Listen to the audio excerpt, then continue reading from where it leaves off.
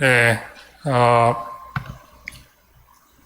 제가 올해 말씀을 준비하다 보니까 저하고 목사님이 약간의 그 주제가 조금 비슷한 게 있다는 것을 이렇게 깨달았는데요. 왜냐하면 주일 설교를 말씀에 대해 하셨고, 또한 우리가 공동 의회 때로 목사님이 시편 2편에 대해서 말씀하셨는데, 또 오늘 이 본문을 언급을 하시더라고요. 그래서 오늘은 그 본문을 다 같이 더 깊게 보기를 원하고요. 이게 성령님께서 우리에게 말씀에 대해, 하나님의 말씀에 대해 깊이 생각하시라는 뜻인 것 같습니다. 그래서 함께 말씀에 대해 생각도 하고, 그리고 그 생각, 기도를 토대로 새롭게 헌신하고 그 헌신을 행하시기를 축원합니다.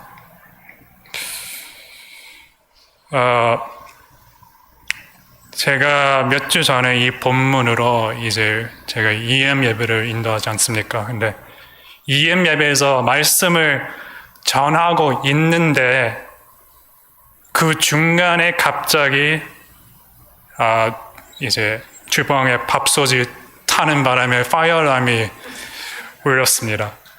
그래서 저희가 그냥 급히 아이들을 그 연기에서 빠져나오게 하고 그냥 예배를 마무리 질 수밖에 없었는데, 근데 그 생각이 들어서 그때 저하고 이제 제 와이프랑 같이 생각해 봤는데, 그 일에 대해서 참 사탄 원수는 하나님의 백성들이 하나님의 말씀을 어떻게든 못 듣게 하려고 엄청 노력하구나. 오늘도 엄청 추워서 아마 못 나오신 분들 많을 겁니다. 제가 보기에는.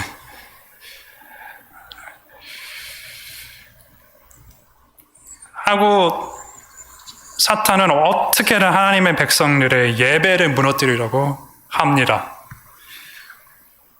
그래서 적어도 우리 나온교회는 매일매일 말씀을 읽고 또 예배하면서 사탄 원수를 이기는 그런 교회가 되기를 바랍니다. 그리고 본격적으로 시작 전에 우리 EM 학생부 초등부에 많은 기도 부탁드립니다. 아직 어린 자녀들이지만 언약적으로 그래도 교인들입니다. 그리고 여러분의 기도 덕분에 학생들 가운데 저희는 조금씩 작은 변화들을 보이고 있습니다. 그래서 더 많은 기도와 관심을 부탁드립니다. 오늘 본문에서는 우리가 잘 아는 그 비유로 예수님이 이제 설명을 하시는데, 그러니까 한 건물, 집의 기반에 대해서 비유를 통해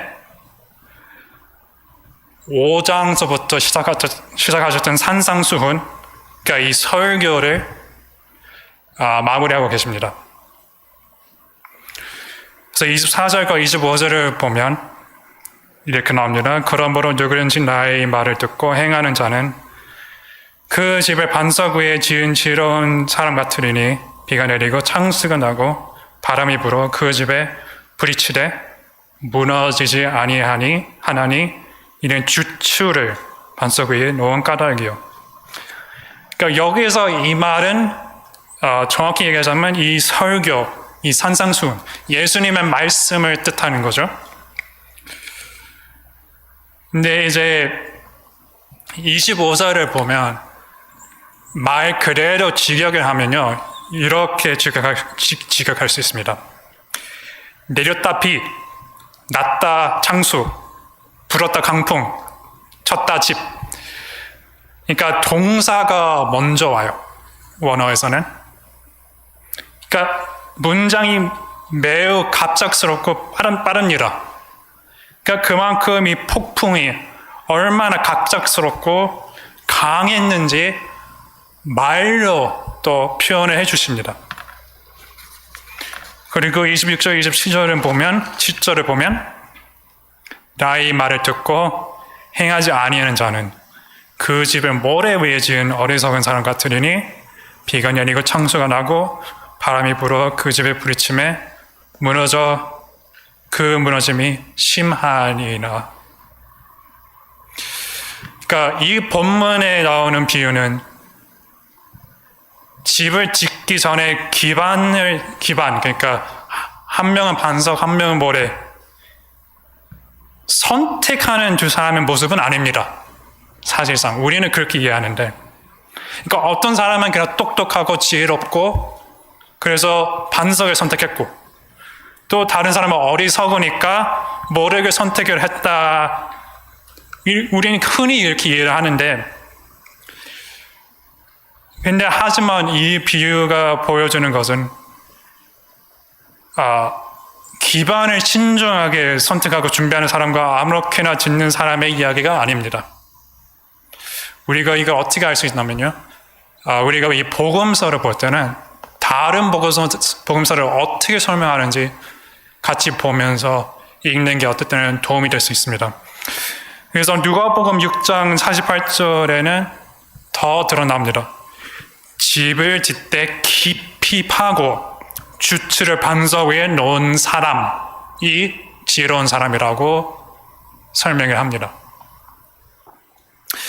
그러니까 그 당시 그 지역에서는 땅이 단단하지 않았습니다. 그래서 그런 땅 위에 지을 수 없었습니다. 단단한 바위, 반석의 집을 짓기 위해서는 어떨 때는 거의 30피트, 그러니까 10m 정도 깊이 팔 때도 있다고 했습니다. 그러니까 파서 건물의 기초를 놓은 것이 그게 조금 더 일반적이었습니다. 그러니까 따라서 이게 자신의 선택이 아니라, 어떤 땅을 선택한 게 아니라 행동 때문에 어리석거나 지혜로운 것입니다. 그리고 우리가 28절을 보면 예수께서 이 말씀을 마치심에 무리들이 그 가르침에 놀라니, 여기에서 놀랐다는 것은 그냥 놀랐다는 게 아닙니다.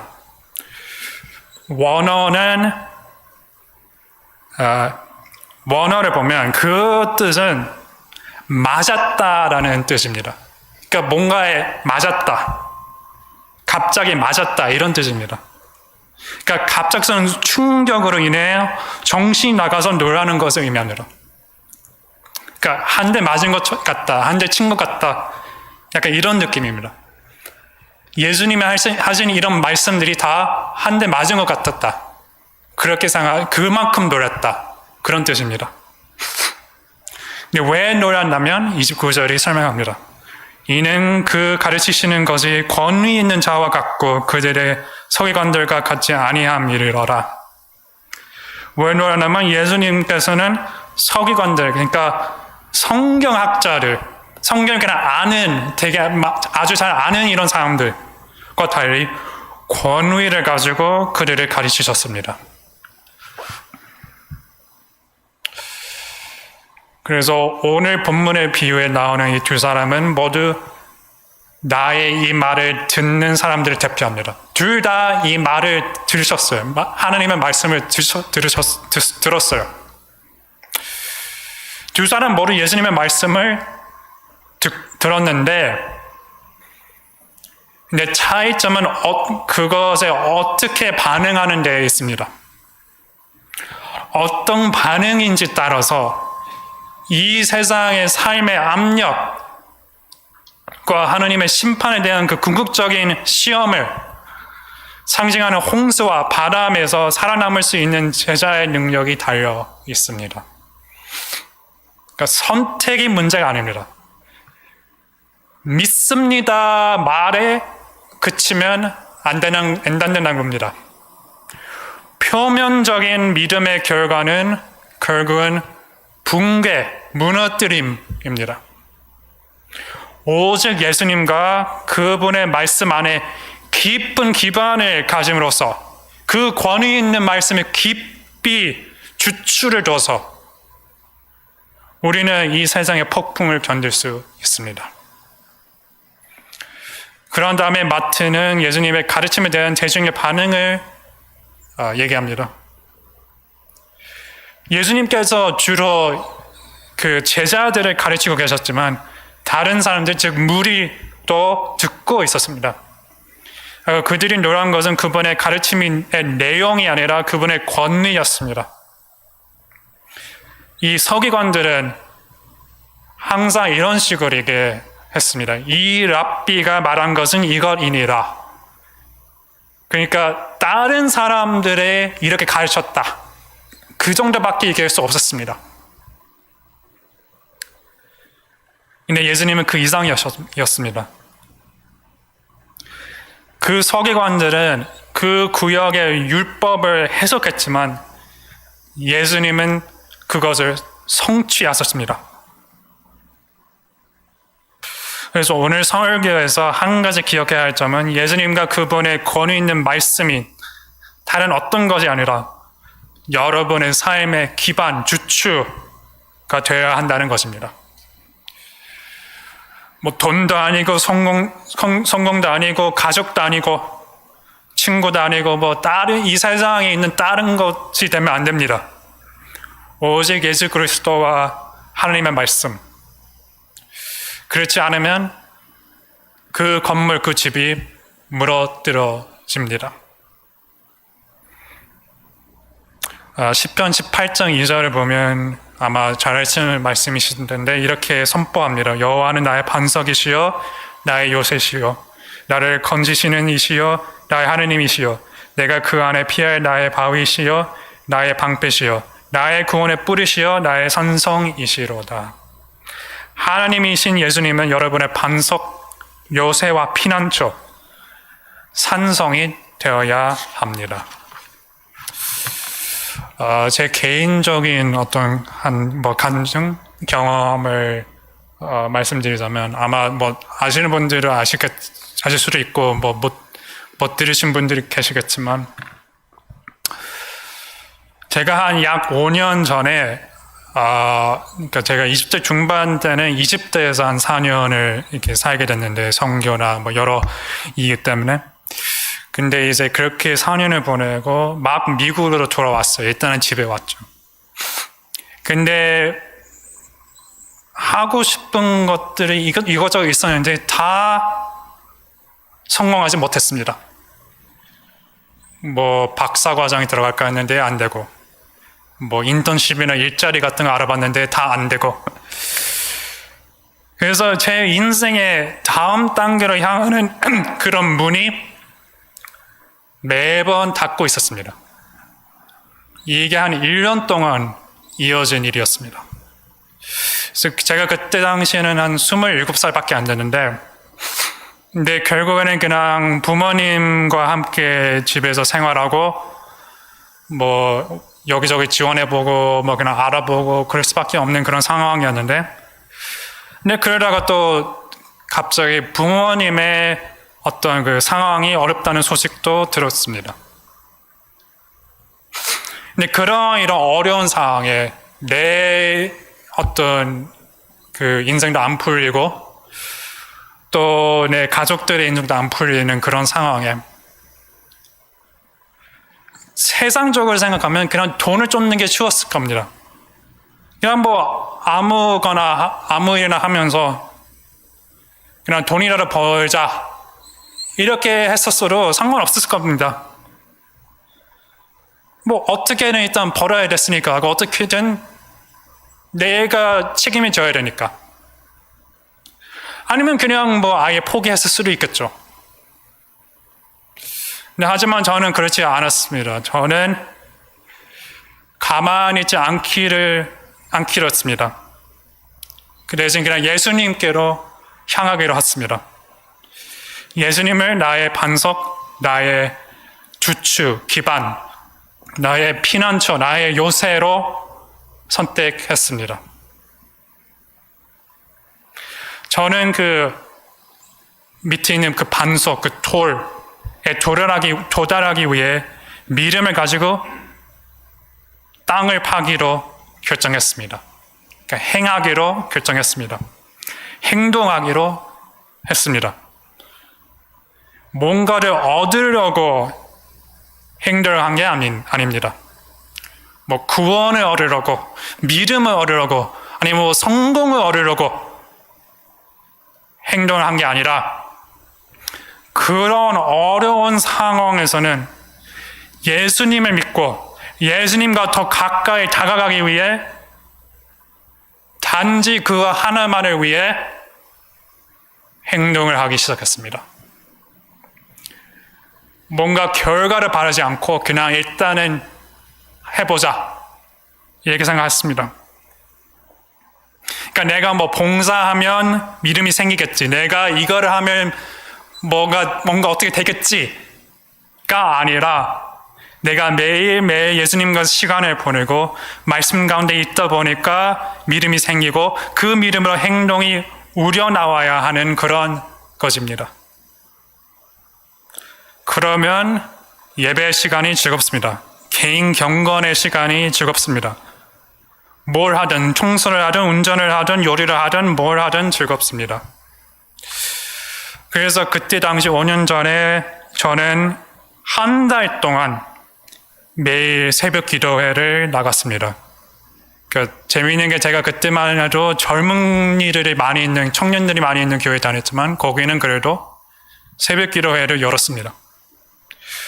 그래서 그 기도회를 매일 참석하고 말씀을 읽고 그리고 또 공동체와 같이 생활해서 같이 지내고 교제가 있었고 그리고 그렇게 함으로써 오직 예수님과 그분의 말씀만 의지하고 그분과 함께 시간을 보내면서 성령님을 통해서 명확성을 얻을 수 있었고 결국은 성령님께서 저에게 신학교에 가서 하나님을 섬기라고 말씀해 주셨습니다. 그리고 그 뒤로 저희 부모님도 예수님을 의지하시면서 결국은 상황이 안정될 수 있었습니다. 처음에는 그 모든 상황으로 인해 마음이 많이 불안했습니다. 우리가 살다 보면 어려운 상황들 통해서 불안해지고 걱정도 많아지고 염려하고 뭐 그렇게 될 수밖에 없으면 인간으로서, 약한 인간으로서. 그러나 주님과 시간을 보낼수록 앞으로 할 일이 점점 명확해질수록 점점 뭔가 신이 나고 설레고 즐거웠습니다. 그러다가 어쩌다 보니까 제가 이 앞에 여러분 앞에 서 있습니다. 이 생에는, 이 세상에는 폭풍이 올 것입니다. 뭐 지금 그 폭풍 가운데 계실 수도 있고 안 계실 수도 있겠지만 계속 옵니다. 아마 여러분은 저보다 더 잘 아실 수도 있는데 근데 그런 상황에서 여러분은 적극적으로 깊이 파서 예수 그리스도와 그분의 말씀에 주추를 주시겠습니까? 우리 죄를 대신하여 죽으시고 사탄과 죄와 죽음을 이기시고 사흘 만에 부활하신 그 십자가를 의지하시겠습니까? 그렇게 하면 인생의 폭풍우가 닥쳐올 때도 견딜 수 있게 될 것입니다. 근데 그 땅을 파는 게, 그러니까 깊이 말씀에 인생의 주추를 두는 게 때로는 재미가 없을 수 있습니다. 그 반석까지 도달할 때까지는 오래 걸릴 수도 있습니다. 어떨 때는 진짜 헛수고 같을 수도 있습니다. 그리고 뭐 저한테는 주님이 그때 당시에는 그 상황에서는 결국은 명확하게 말씀을 하셨지만 그렇게 명확하게 말씀 안 하실 수 있습니다. 별 다른 응답이 없을 수도 있습니다. 그렇다고 다른 것들이 여러분의 기반이 되도록 하시겠습니까? 성공을 믿을 것입니까? 뭐 돈을 믿을 것입니까? 뭐 그렇게 생각하실 겁니까? 사업이 성공하면 돼. 뭐 승진만 하면 돼. 자녀들이 잘 되면 돼. 그러실 겁니까? 근데 그러다가 만약에 기업이나 사업이 성공을 못하면 어떻게 하실 겁니까? 뭐 직장에서 승진을 못하면 어떻게 하실 겁니까? 자녀들이 잘 안 될 수도 있어요. 안 되면 어떻게 하실 겁니까? 깊게 하십시오. 예수님과 그분의 그 말씀, 그 권위 있는 말씀, 그 위에 주추를, 기반을 두십시오. 그를 믿고, 말씀을 읽고, 그와 함께 시간을 보내세요. 그러면 무슨 일이 일어나든 다 상관이 없습니다. 왜냐하면 그분 안에서는 오늘 이 세상이 무너진다 해도 괜찮습니다. 예수 그리스도를 믿고 당신의 삶을 그분께 맡기시기를 바랍니다.